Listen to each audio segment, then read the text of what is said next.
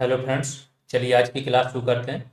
आज की क्लास में हम देखेंगे जितने भी आपके एप्लीकेशंस हैं जो आप रेगुलरली कंप्यूटर पे यूज करते हो।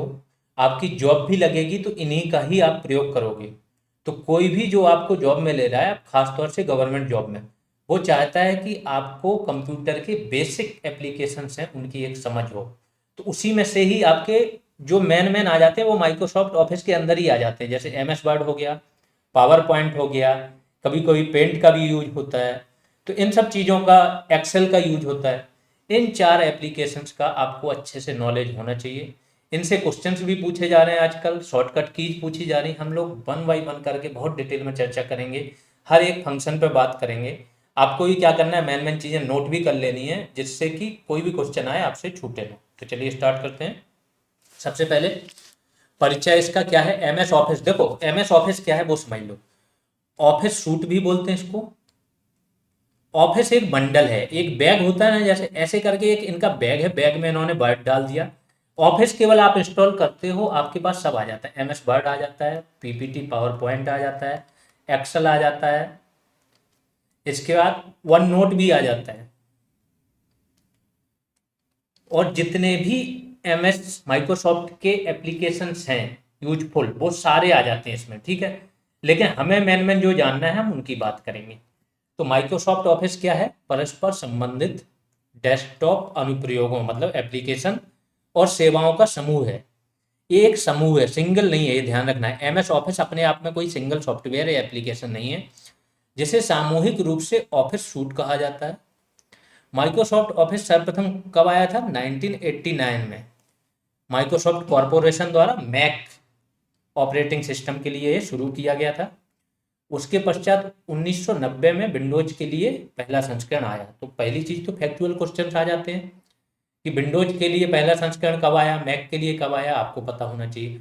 ऑफिस सूट होता क्या है, तो बहुत सारे एप्लीकेशंस का एक समूह है जो परस्पर एक दूसरे से संबंधित भी रहते हैं। आगे चलते हैं, कुछ इनके जो अभी तक अलग अलग मॉडल आए हैं वो देख लेते हैं। माइक्रोसॉफ्ट ऑफिस 4.0 आया था सन 1994 में। इसमें वर्ड 6 ऑफिस, मैंने बोला ना, ऑफिस के अंदर ही ये सारी चीजें होती हैं। तो ऑफिस 4.0 में क्या था आपका, एम एस वर्ड 6.0 था, एक्सेल 5.0 था और पावर पॉइंट 4.0 था। मेल और एक्सेस थे, इस पे चैट वगैरह के लिए भी होता है, वीडियो कॉलिंग वाले भी ऑप्शन रहते हैं, बहुत सारी चीजें रहती हैं, ठीक है। और धीमे धीमे ये ऐड करते जा रहे हैं एम एस ऑफिस में। उसके बाद के संस्करण क्या है, एम एस ऑफिस 4.3। इनको याद नहीं करना है, इतना ज़्यादा नहीं, शुरुआती है। अब तो सबको पता है 2021 वाला भी संस्करण है, प्रोफेशनल संस्करण है, ऐसे बहुत सारे संस्करण होते हैं, ठीक। अब माइक्रोसॉफ्ट ऑफिस के अंतर्गत मुख्यतः कितने, चार प्रोग्राम आते हैं। एम एस वर्ड, वर्ड और एक्सेल और पीपीटी, ये तीन तो ये समझ लो जितने भी ऑफिशियल वर्क होते हैं इनकी एक कोर है। अगर ये ना हो तो ऑफिशियल वर्क हो जाए। तो ये तीन तो आपको जानने ही जानने हैं। और माइक्रोसॉफ्ट एक्सेस एक ये भी होता है, इसको भी थोड़ा बहुत जानना है, ठीक है। तो चलिए आगे बढ़ते हैं। एम एस वर्ड क्या होता है, माइक्रोसॉफ्ट वर्ड माइक्रोसॉफ्ट कॉरपोरेशन द्वारा विकसित वर्ड प्रोसेसर है। वर्ड का मतलब आ गया, समझ गया, जहां पे आप टाइपिंग करते हो, वर्ड लिखते हो, ठीक है, शब्द। वो भी किस में, अंग्रेजी में भी लिख सकते हो और हिंदी में भी लिख सकते हो। तो वर्ड प्रोसेसिंग सॉफ्टवेयर है। इसका मुख्य कार्य क्या है, दस्तावेज को संचालित करना, यानी कि दस्तावेज को बनाना, करेक्शन करना, ये सब काम। यह एक वर्ड प्रोसेसिंग पैकेज है। वर्ड प्रोसेसिंग मतलब वर्ड या शब्दों को जब आप प्रोसेस करते हो।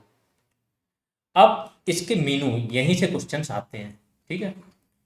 इसके मीनू जानने हैं, हर एक चीज का मीनू आपको पता है। पहला आता है ऑप्शन फाइल का, होम पेज पे बहुत सारे ऑप्शंस रहते हैं, एडिट पे रहते हैं, डिजाइन पे रहते हैं, पेज लेआउट पे रहते हैं, ड्रॉ। हम हर एक मेनू के अंदर के सारे ऑप्शंस जानेंगे, उनकी शॉर्टकट कीज जानेंगे कि शॉर्टकट से कैसे आप कर सकते हो, डायरेक्ट कैसे कर सकते हो। तो सबसे पहले तो क्विक एक्सेस टैब होता है, डायरेक्ट आप वहां पहुंच सकते हो। तो एक होता है न्यू, न्यू पे जाओगे तो नई फाइल खुल जाएगी या नया डॉक्यूमेंट खुलेगा। अगर इसकी शॉर्टकट की बात करो तो कंट्रोल प्लस एन दबाओगे और एक हो जाएगा। तो डायरेक्ट शॉर्टकट की पूछी जाती है, ध्यान रखना। सप्लाई इंस्पेक्टर में हाइपर लिंक की पूछी गई थी कि हाइपर लिंक डालना है तो क्या होता है। हाइपर लिंक अब आपको पता तो चल गया होगा पिछली क्लासेज से। तो उसकी पूछी गई थी, कुछ भी पूछा जा सकता है, ठीक है। दूसरा है ओपन, फाइल को ओपन करना है। जो फाइलें आपकी बनी हुई हैं तो Ctrl+O दबाओगे, और ओपन का भी ऑप्शन रहता है आपका वहाँ पे, ठीक है। या तो आप डायरेक्ट मेनू से जाओ और 1 by 1 करके ऑप्शन पे क्लिक करो, या फिर डायरेक्ट शॉर्टकट की दबा दो।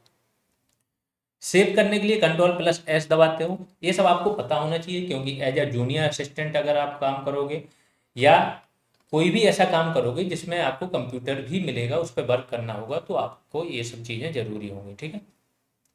सेव करने के लिए Ctrl+S दबाते हो, बनी हुई फाइल सेव हो जाती है। प्रिंट प्रीव्यू, जब किसी चीज़ को प्रिंट करते हो तो पहले वो एक पेज दिखा देता है कि जो चीज़ आप प्रिंट करने जा रहे हो वो ऐसा दिखेगा, ऐसा लिखा, उसको बोलते हैं प्रीव्यू।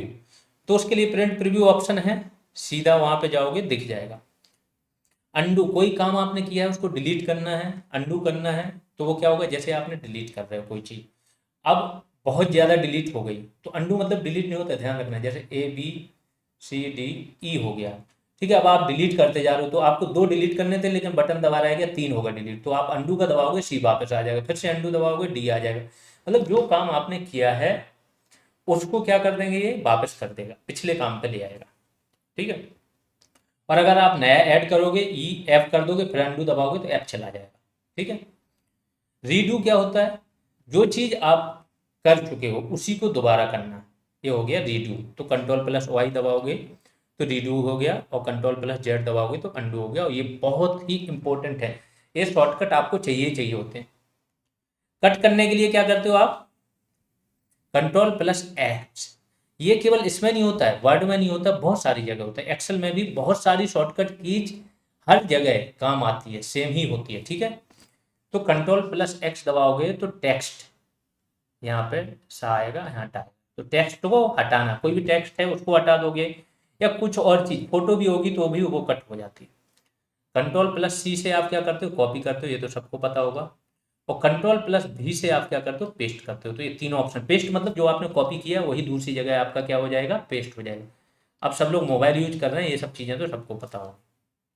फिर आते हैं फॉन्ट पे आते हैं। फॉन्ट को अगर आप अलग अलग तरीके से उसको चेंज करना है तो सबसे पहले ब्लॉक करना है इसको। फॉन्ट वाला जो ब्लॉक होता है, एक होता है ब्लॉक लेटर, वो अभी बाद में आएगा, ठीक है। तो फॉन्ट फेस, टेक्स्ट डिजाइन या फॉन्ट डिजाइन को चेंज करना है तो क्या करोगे, Ctrl+D दबाओगे।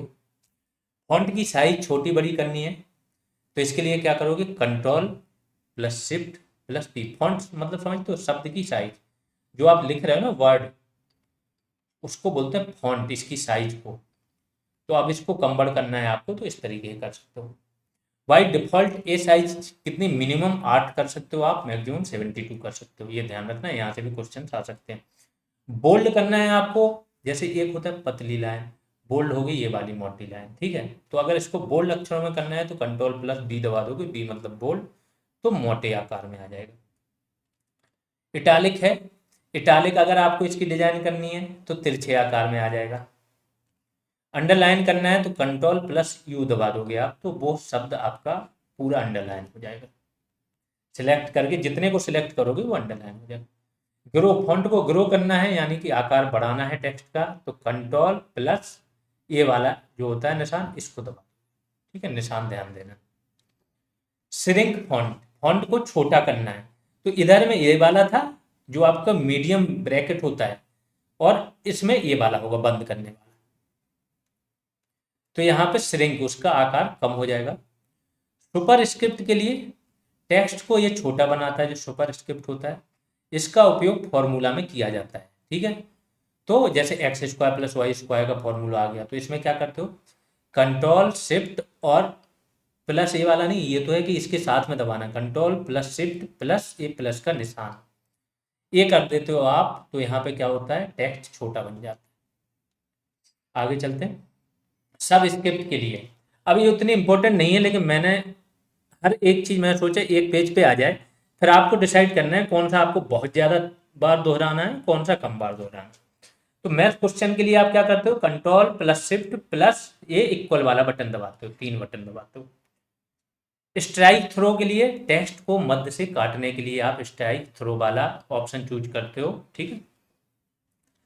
केस चेंज करने के लिए क्या करते हो, सिलेक्टेड टेक्स्ट को के केस को चेंज करते हो आप।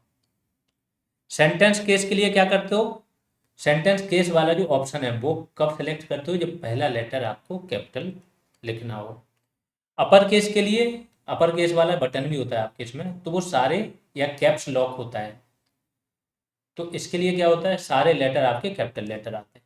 लोअर केस में सारे स्मॉल लेटर आते हैं। कैपिटलाइज में सारे वर्ड ही कैपिटल हो जाते हैं। टॉगल केस में फर्स्ट स्मॉल रिमेनिंग कैपिटल, तो पहला लेटर क्या होता है आपका स्मॉल रहता है और सारे कैपिटल आ जाते हैं। फॉन्ट कलर में पता है कि फॉन्ट का कलर चेंज हो जाता है। अब पैराग्राफ ब्लॉक में आते हैं, एक ब्लॉक होता है पैराग्राफ वाला, उसमें क्या करते हो आप, अलाइनमेंट। तो इसमें देखो दो चीज़ें होती हैं, एक तो नंबर और बुलेट देना है। बुलेट मतलब ऐसे करके एरो आ जाते हैं, ऐसे बिंदी आ जाती है, ठीक है। तो जो भी आपको चूज करना है, बिंदी मेनली चूज करनी है, तो आप क्या करोगे, उसको पूरे को सिलेक्ट करोगे और बुलेट वाला ऑप्शन चूज करोगे। वो उसमें भी अरेंज होता है कि ऐसे करना है, ऐसे करना है, ऐसे लाइन होनी चाहिए कि तीनों बराबर से होनी चाहिए। जो भी आप चूज करोगे उसी उसमें आपका पूरा पेज बन जाएगा, आगे उसके ऐसे बुलेट्स आ जाएंगे।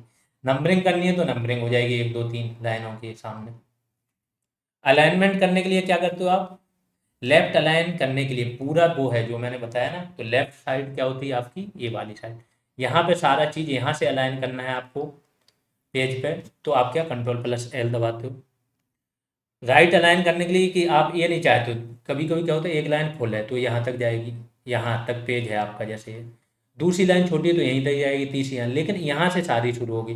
जब आप राइट अलाइन कर दोगे तो इतना ही बड़ा पेज होगा, तो ये लाइन तो यहाँ तक चली गई आपकी, यहाँ स्पेस छूट गया, दूसरी यहाँ से, ऐसे होता है, ठीक है। सेंटर में अलाइन करना तो सारे सेंटर में आ जाएंगे, कंट्रोल+E दबाओगे। जस्टिफाई करने के लिए लेफ्ट राइट इक्वल स्पेस, मतलब इधर भी इक्वल बचे इधर भी इक्वल बचे, तो आप क्या करोगे, कंट्रोल+J दबाओ। दो लाइनों के बीच में दूरी बढ़ाने के लिए लाइन स्पेसिंग नामक ऑप्शन का आप चूज करोगे। कंट्रोल+1 सिंगल लाइन का स्पेस, दो लाइनों के बीच में स्पेस करना है आपको, तो कंट्रोल+1 दबाओगे तो स्पेस इतना है, 2 दबा दोगे तो स्पेस बढ़ जाएगा, इतना हो जाएगा फिर 2 लाइनों, फिर 3 लाइनों बराबर, इस तरीके से। स्टाइल ब्लॉक में देख लेते हैं क्या क्या होता है। टेक्स्ट की स्टाइल को चेंज करने के लिए आप स्टाइल ब्लॉक क्या कर सकते हो, निर्मित कर सकते हो, उसमें Alt Ctrl+Shift+S दबा के। एडिटिंग में टेक्स्ट आपको चेंज करना है तो उसके लिए ये सारा काम होता है, ठीक। अब कुछ और ऑप्शन है फाइंड करने के लिए, किसी टेस्ट को आपकी पूरी पीडीएफ है, जब आप रोल नंबर चेक करते हो कि आपका है कि नहीं है इसमें, ठीक है, जब आपका रिजल्ट आता है तो आप क्या करोगे, कंट्रोल+F दबाओगे और फिर उसमें बोलेगा कि नाम जो भी चूज करना है आपको, सर्च करना है, वो आप लिखोगे, इंटर दबाओगे तो वो टेस्ट आ जाएंगे सारे जो आपने सर्च करना है वो। रिप्लेस करने के लिए कंट्रोल+H, एक वर्ड को दूसरे वर्ड से रिप्लेस कर देता है, तो कंट्रोल+H दबाया, वहां पे आपको वर्ड देगा, जैसे आपने 3 इडियट पिक्चर देखी होगी, उसमें 2 वर्ड रिप्लेस कर दिए थे रेंचो ने, ठीक है, चतुर के, तो उसका भाषण ही पूरा खराब हो गया था, सेम ऐसे होता है। गो टू के लिए कंट्रोल+G, एक पेज से दूसरे पेज पे चले जाते हो, ये क्वेश्चन पूछा जाता है, वर्ड में एक पेज से दूसरे पेज पे जाने के लिए किस की का इस्तेमाल करते हो, ठीक है। इंसर्ट टैब में देख लेते हैं पेज ब्लॉक। कवर पेज, जो पहले से निर्मित कवर पेज डॉक्यूमेंट इंसर्ट किया जाता है, जैसे आपने एक कवर पेज बना रखा तो पहला पेज वही जुड़ जाएगा हर एक डॉक्यूमेंट जो भी बनाओगे। तो इसमें जैसे आपकी कोई कोचिंग है, जैसे जीएस रिवॉल्यूशन है, तो जीएस रिवॉल्यूशन, फिर किस चीज़ के लिए, आपके लिए तो हो जाएगा यूपीपीसीएस, आरओ और अदर यूपी एग्जाम्स, ठीक है।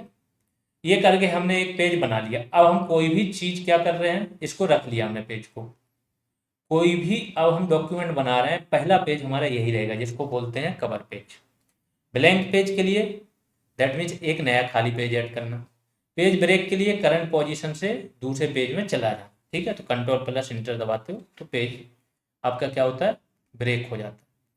टेबल ब्लॉक के लिए एमएस वर्ड में टेबल बनाने की सुविधा प्रदान करता है, तो यहाँ पे भी आप टेबल बना सकते हो, वैसे एक्सेल में बनती है टेबल, यहाँ भी। इलस्ट्रेशन ब्लॉक में देख लेते हैं क्या होता है, पिक्चर।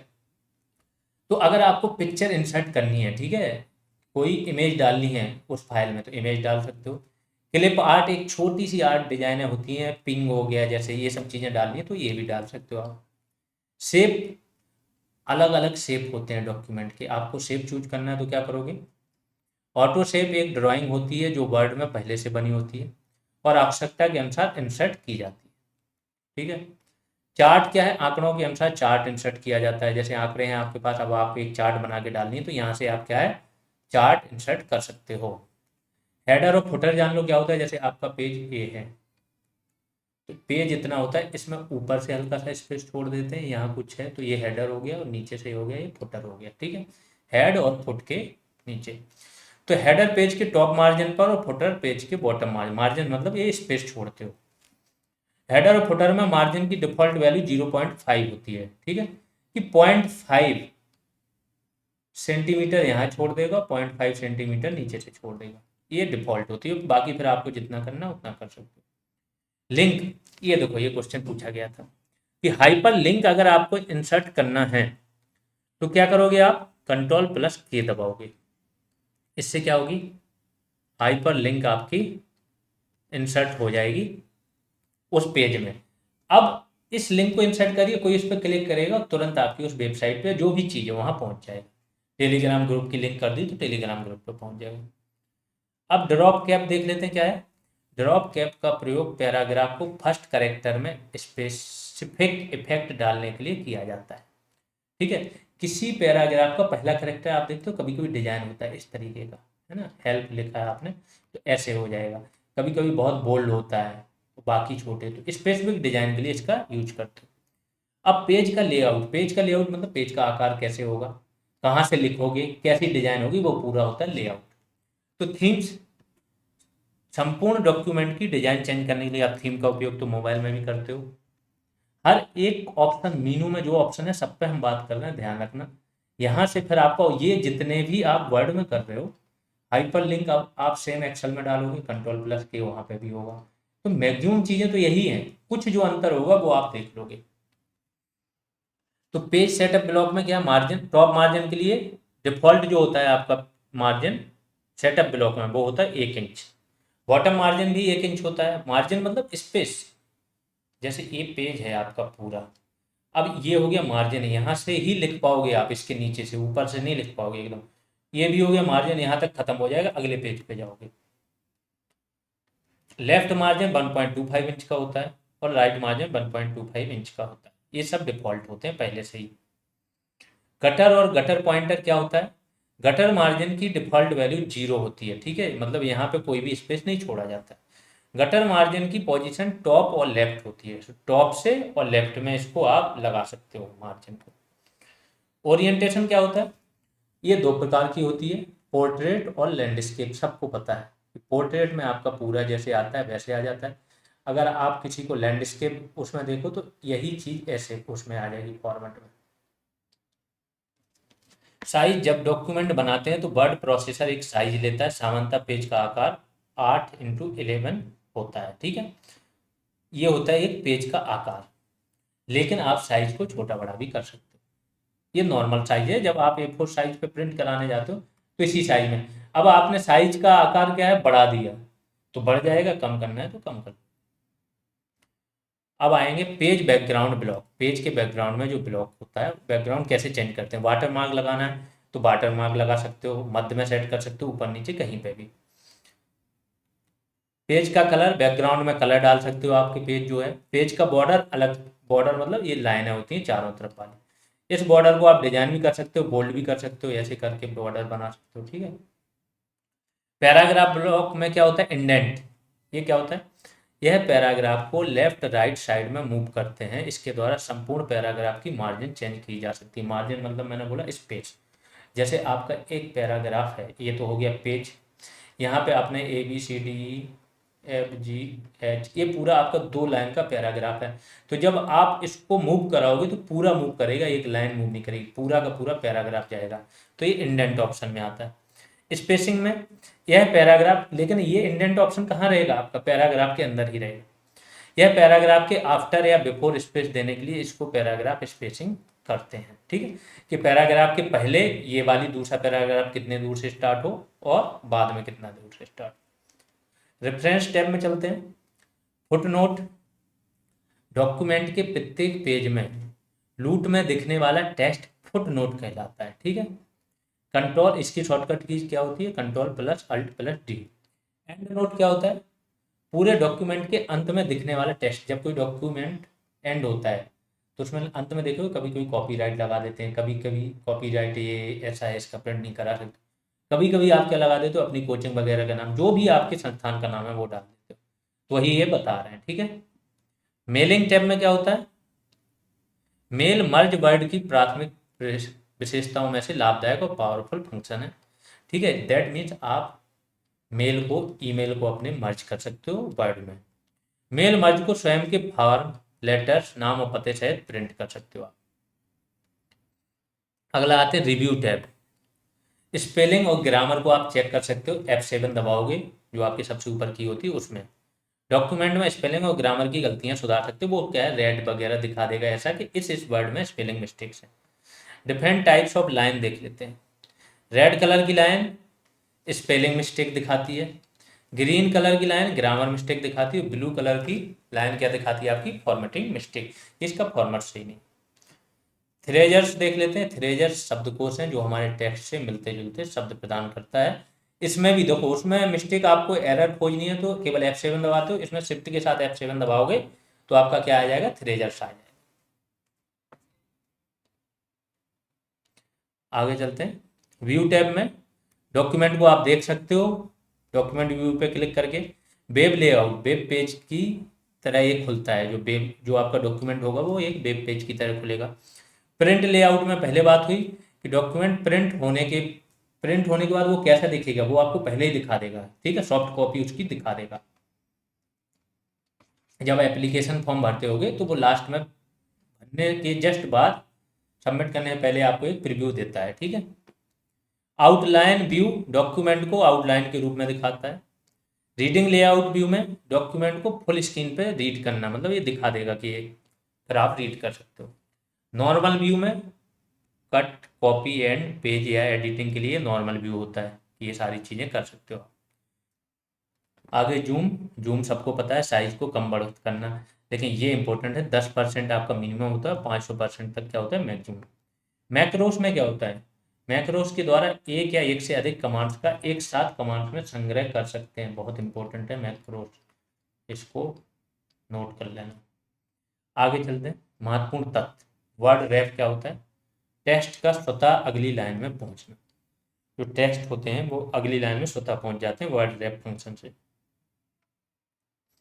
MS वर्ड 2010 में जब किसी टेक्स्ट को सिलेक्ट किया जाता है तो स्वतः ही मिनी टूल बार में दिखाई देता है, ये 2010 का, बाद में यही सेम चीज़ें और अपडेट होती चली गई। टेम्पलेट में क्या होता है, एक फाइल जिसमें पहले से डिफाइन सेटिंग का उपयोग फाइनल डॉक्यूमेंट को बनाने के लिए किया जाता है। टेम्पलेट आपको पता है ना, टेम्पलेट करके आप सेव कर लेते हो, तो वो सेटिंग्स आपकी सेव हो गई हैं, उनका उपयोग क्या करोगे, फाइनल डॉक्यूमेंट बनाने के लिए किया जाता है। आगे चलते हैं। एक बार टैब कर्सर दबाने से 0.5 इंच बढ़ता है ये, ठीक है, पेज का साइज। ट्रांसलेट ऑप्शन भाषा परिवर्तन, ये तो पता है ना, भाषा इंग्लिश से ट्रांसलेट करोगे तो परिवर्तित होकर हिंदी भी आ सकती है। तो ये कहाँ है, रिव्यू टैब में होता है। MS वर्ड को शुरू करने के लिए winword.exe ये फाइल है, फाइल का ये फॉर्मेट है, ये exe क्या है, एक्सटेंशन है।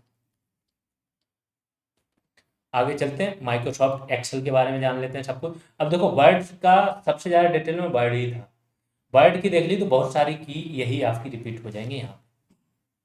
तो माइक्रोसॉफ्ट एक्सेल, एक्सेल होती क्या है, एक स्प्रेडशीट होती है, ये तो पता है ना, इस तरीके की शीट होती है, उसमें अलग अलग आप चार्ट बना सकते हो, शीटें बना सकते हो, और ऑफिस रिप्रेजेंटेशन, डेटा स्टोरेज के लिए, डेटा मेंटेन, फाइल मेंटेन, इस सब के लिए इसका यूज होता है।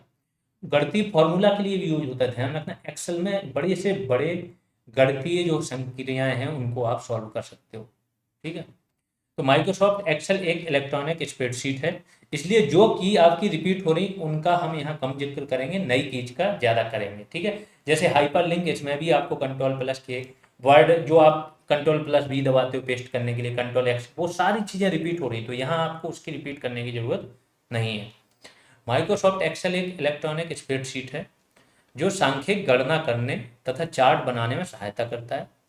इलेक्ट्रॉनिक स्प्रेडशीट कंप्यूटर मेमोरी में तार्किक वर्कशीट है, तार्किक मतलब लॉजिकल, कंप्यूटर की मेमोरी में रहती है, जो रो और कॉलम में बटी हुई होती है। यह एक यूटिलिटी सॉफ्टवेयर पैकेज है। यूटिलिटी मतलब जिसका आप डेली यूज करते हो, बहुत यूजफुल होता है और डेली आपकी यूज में आता है, ऐसे सॉफ्टवेयर को क्या बोला जाता है, यूटिलिटी। अब देख लेते हैं इसके फंक्शंस। फॉर्मूला ऑपरेटर्स में देखते हैं पहले अरिथमेटिक ऑपरेटर। अरिथमेटिक मतलब अरिथमेटिक जो प्रॉब्लम्स हैं उनको सॉल्व करते हो तो जोड़ घटाना गुणा भाग ये सब। तो गणितीय संक्रियाओं के लिए इसका प्रयोग किया जाता है, प्लस माइनस गुणा भाग और परसेंटेज। कंपैरिजन ऑपरेटर में क्या करते हो, इनका प्रयोग दो मानों को आपस में तुलना करने के लिए किया जाता है। जैसा मैंने बोला, मैं बहुत सारी चीज़ें रिपीट नहीं कर रहा हूँ, सेम ही चीज़ें हैं। Control C, control B, undo, redo, ये सब चीज़ें, हाइपरलिंक, एक सीट से दूसरी सीट पे जाना, है ना, वो सारी चीज़ें आपकी ज्यों की त्यों हैं। टेक्स्ट ऑपरेटर एंड एम्परसेंड का प्रयोग टेक्स्ट को जोड़ने के लिए किया जाता है। इस बटन का ध्यान रखना, ये वाला जो है ना आपका, ये सिंबल, इसकी बात हो रही है, इसको बोला जाता है एम्परसेंड। ये क्वेश्चन भी आपका आया था और हर एग्जाम्स में एक्सेल से भी ऐसे ही क्वेश्चन आते हैं कि इसका डॉलर का किस लिए प्रयोग करते हो, एंड का किस लिए प्रयोग करते हो, हैच का किस लिए प्रयोग करते हो, इस तरीके से। रेफरेंस ऑपरेटर, ये बात, सेल में रेंज डिफाइन करने के लिए इस सिंबल का प्रयोग करते हो। एक्सेल के फंक्शन, एक्सेल में उपलब्ध फंक्शन ऐसी शक्तिशाली सुविधाएं हैं जिनकी सहायता से आप जटिल गणनाएं, सांख्यिकी गणनाएं ये होती हैं जब आपके पास बहुत सारा डेटा हो, उस डेटा में से आप काम का डेटा निकालो। वित्तीय गणनाएं, पैसे से रिलेटेड, और पाठ पर बहुत से कार्य किए जाते हैं या कर सकते हैं, ठीक है। फंक्शनों का प्रयोग फॉर्मूला के रूप में या दूसरे फंक्शनों तथा ऑपरेटरों के साथ जटिल फॉर्मूला बनाने में भी किया जाता है। जो फंक्शन है उनका प्रयोग किस लिए होता है, ये क्वेश्चन भी आया था कि जटिल गणितीय जो हैं फॉर्मूला या गणनाएं, उनको करने के लिए किस चीज का उपयोग किया जाता है, तो ये फंक्शन ही था। ये भी क्वेश्चन आता है। मैथ के फंक्शन देख लेते हैं। इक्वल और सम दबाओगे, जैसे आप n1 n2 जो आपको जोड़ना है, ठीक है, इक्वल और सम लिखोगे, ब्रैकेट करोगे और संख्याएं लिख दोगे, 1 2 3 4 5 तक जितनी भी लिख दो, इतनी लिख दी, अपने आप जोड़ के आ जाएंगे। जब ये फॉर्मूला लगा के इंटर करोगे तो सम फंक्शन दिए गए नंबर और रेफरेंस की टोटल कर देता है। जैसे एग्जाम में दिया है इज इक्वल सम 4 5 2, तो ये आ जाएगा, टोटल दे देगा 11। प्रोडक्ट, दोनों का मल्टीप्लाई करने के लिए क्या करोगे, प्रोडक्ट लिखोगे और अंदर ये संख्याएं लिख दोगे, इक्वल लगा के करना है, ध्यान रखना। तो गणितीय फॉर्मूला के पहले आप क्या करते हो, इक्वल लगाते हो, ठीक, गणितीय कैलकुलेशन के लिए। प्रोडक्ट फंक्शन दिए गए नंबर और रेफरेंस का गुणनफल क्या कर देता है, लौटा देता है, तो ये आ जाएगा 40। इसके बाद ये मैन नहीं है, ये है माइनस, इनको घटाना है, ठीक है। तो माइनस फंक्शन दिए गए नंबर और रेफरेंस की सबसे छोटी वैल्यू को लौटा देता है, कि इनको जब आप घटाओगे तो सबसे छोटी वैल्यू कौन सी आएगी ये बता देगा। मैक्सिमम फंक्शन जो है आपका, वो क्या करता है, दिए गए नंबर और रेफरेंस की सबसे बड़ी वैल्यू को क्या करता है, ये लौटा देता है। ये माइनस नहीं है, ये है आपका मिनिमम, ठीक है। तो इसकी सबसे छोटी वैल्यू इसमें कौन सी थी आपकी, 2, और इसमें सबसे बड़ी वैल्यू कौन सी थी,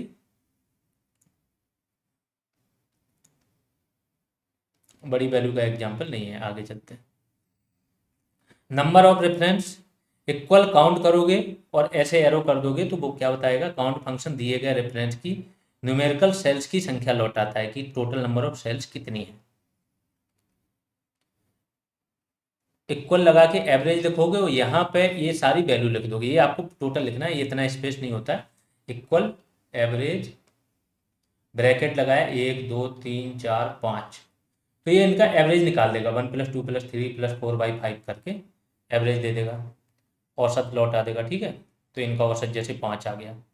इक्वल मोड करके नंबर और डिवाइजर लिख दोगे तो ये आ जाएगा कि जैसे आपने ये लिखा मोड नंबर डिवाइजर, तो ये आ जाएगी आपकी वैल्यू। मोड फंक्शन क्या लौटाता है आपका, शेष को लौटाता है, ठीक है, रिमाइंडर। पावर, इक्वल पावर करोगे 5 × 3, दो जो भी संख्याओं का आपको करना है तो लौटा देगा कि 5 की पावर 3, तो ये आ गया, तो ये घात निकाल देता है। टेक्स्ट फंक्शन में देख लेते हैं। इक्वल के साथ अपर और ऐसे करके आप स्ट्रिंग लिख दोगे, इतना डिटेल में नहीं जाता, फिर बता रहा हूँ। हमारी कोशिश है कि जब आपको जानकारी मिल रही तो ये सिर्फ एग्जाम के लिए ना मिले, आप क्या करो, कंप्यूटर पे खोलो ये सारी चीज़ें, ठीक है। और ये हर एक फंक्शन को प्रयोग करो, एक एक बार प्रयोग करने के बाद लिख लो अपना, कर लोगे तो जब भी जहाँ पे भी जरूरत होगी आपके लिए भी बहुत इंपॉर्टेंट होगा, बहुत काम आने वाला। तो अपर फंक्शन दी गई वाक्य के सभी कैरेक्टर को कैपिटल में बदल देता है, ठीक है। ये अपर फंक्शन जो है, तो ये जो भी वाक्य है सारे इसको क्या करेगा, सभी कैरेक्टर को कैपिटल लेटर में बदल देगा। अपर लाइन करोगे और लोअर स्ट्रिंग करोगे, ठीक है। लोअर फंक्शन क्या करेगा, दी गई वाक्य के सभी कैरेक्टर को स्मॉल कैरेक्टर में बदल देगा, लोअर केस के लेटर आ जाएंगे। लेन फंक्शन वाक्य के कैरेक्टर की संख्या को लौटा देता है कि इस वाक्य के टोटल कितने संख्या के कैरेक्टर हैं, मतलब टोटल कितने अक्षर हैं इस वाक्य में, शब्द में। डेट एंड टाइम आपको डेट एंड टाइम डालने के लिए बता देता है। फॉर्मेट डिफॉल्ट ये होता है मंथ, डेट और ईयर, डेट बीच में होती है, ध्यान रखना। टुडे फंक्शन वर्तमान दिनांक को लौटा देता है जब आप टुडे फंक्शन करते हो। नाउ फंक्शन वर्तमान समय एवं दिनांक दोनों को लौटा देता है। ईयर फंक्शन दिए गए दिनांक में से वर्ष को लौटाता है। मंथ डेट फंक्शन दिए गए दिनांक को महीने, वो तो जो चीज आप डालोगे वो मिल जाएगी आपको। डे फंक्शन दिनांक में से दिन को लौटा देगा। आवर इस समय को लौटा देगा, ये घंटा कौन सा है। सेकंड उस सेकंड को लौटा देगा। और मिनट मिनट को लौटा देगा।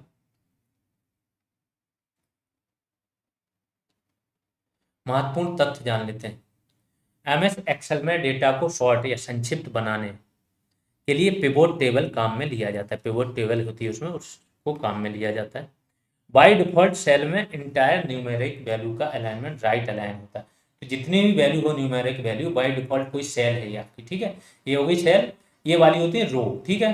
तो इसमें बाय डिफॉल्ट यहाँ की ओर चिपकी हुई होती है जो भी वैल्यू होती है न्यूमेरिक।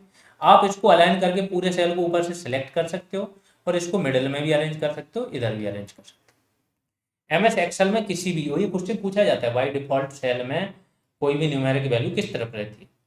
एमएस एक्सेल में किसी भी वर्कशीट का नाम मैक्सिमम 31 कैरेक्टर का हो सकता है, ये भी बहुत इंपॉर्टेंट है। ये क्वेश्चन से यहीं से बनेंगे, ठीक है। एमएस एक्सेल में संशोधन के लिए, अगर उसमें पूरी फाइल में संशोधन करना है तो F2 फंक्शन की का आप उपयोग करोगे। अगला, पहली वाली वर्कशीट पर जाने के लिए, जो वर्कशीट, ये क्वेश्चन पूछा जा चुका है, ध्यान रखो कि एमएस एक्सेल में वर्कशीट है तो उसके पहले की वर्कशीट पर जाने पर आप क्या करोगे, कंट्रोल प्लस पेज अप की, और बाद वाली वर्कशीट पे पेज डाउन कर दोगे। एमएस एक्सेल में ये वाला हैज हैज वाला बटन, ठीक है। सेल की सामग्री बहुत बड़ी होने के कारण प्रदर्शन पर दिखाई देता है, तो ये ऐसे हैज के निशान बने रहे हैं तो क्या होता है, कई बार कमेंट, जैसे अभी मैंने वो दिया था आपको फॉर्म भरने के लिए, फीडबैक फॉर्म, उसमें क्या था, फीडबैक दे रहे थे तो जो लोग बहुत बड़ा फीडबैक दे रहे थे तो वो क्या फिर हैज हैज करके दिख रहा था। जब आप उसके बड़ा साइज को बड़ा करोगे तो फिर साफ दिखने लगेगा। एक टेक्स्ट फील्ड में 255 कैरेक्टर टाइप किए जा सकते हैं, बहुत इंपॉर्टेंट है। एमएस एक्सेल 2010 में किसी कॉलम की डिफॉल्ट चौड़ाई कितनी होती है, 8.43 पॉइंट होती है। अभी भी इसी के आसपास ही चल रही चीजें, ठीक है। ऑटोमेटिक सेल रेफरेंस को रोकने के लिए ये वाला साइन देखो, डॉलर वाला, ये साइन का यूज किया जाता है। तो इसका यूज कहाँ किया जाता है, इक्वल का यूज कहाँ किया जाता है, हैज का यूज कहाँ किया जाता है, ये आपको पता होना चाहिए। सारी चीजें बता दी गई। एंड का यूज कहाँ किया जाता है, ठीक है। एमएस एक्सेल में किसी फंक्शन को इंसर्ट करने के, कोई फंक्शन इंसर्ट कर रहे हो तो शिफ्ट प्लस F3 की का यूज करते हो आप। वी लुकअप एक फॉर्मूला होता है, ठीक है। वी लुकअप लगाते हो तो पूरा फॉर्मूला कैलकुलेट करके वैल्यू देता है। तो V lookup function related record पता लगाने के काम आता है।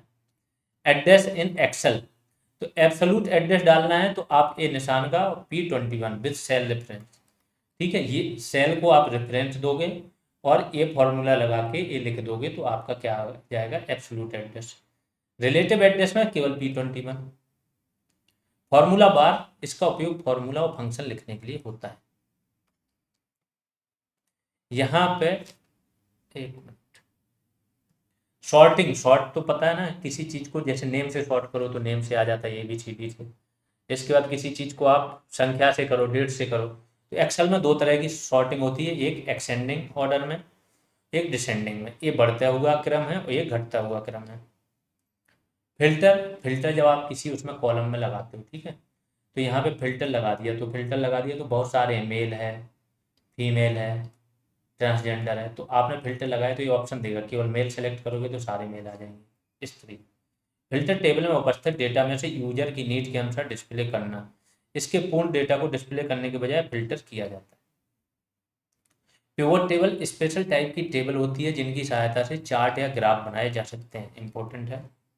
वैलिडेशन एक ऐसा प्रोसेस जिसके माध्यम से रिलेटेड डेटा ही सेल में स्टोर किया जाता है, जो उससे रिलेटेड हो, बाकी डेटा नहीं स्टोर किया जाता। चार्ट टेबल के डेटा को ग्राफिकली डिस्प्ले करने के लिए चार्ट का उपयोग करते हो, जो डेटा है उसको ग्राफ के फॉर्म में बना देता है। चार्ट बनाने के लिए एक्सेस और ग्रिड लाइन को डिफाइन करना होता है कि एक्सेस क्या होगा, ग्रिड लाइन क्या होगा।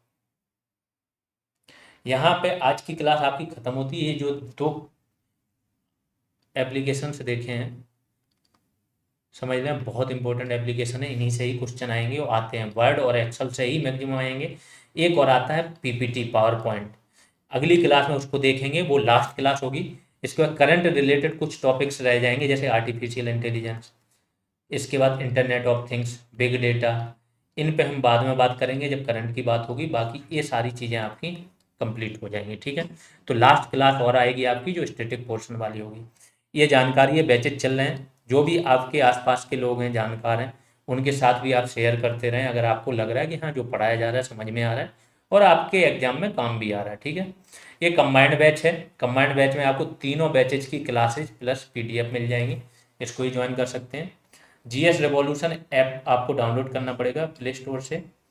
टेलीग्राम पे भी जीएस रेवोल्यूशन सर्च करोगे मिल जाएगा, और कोई क्वेरी है तो इस नंबर पर कॉन्टैक्ट कर सकते हैं। अभी के लिए इतना ही, धन्यवाद।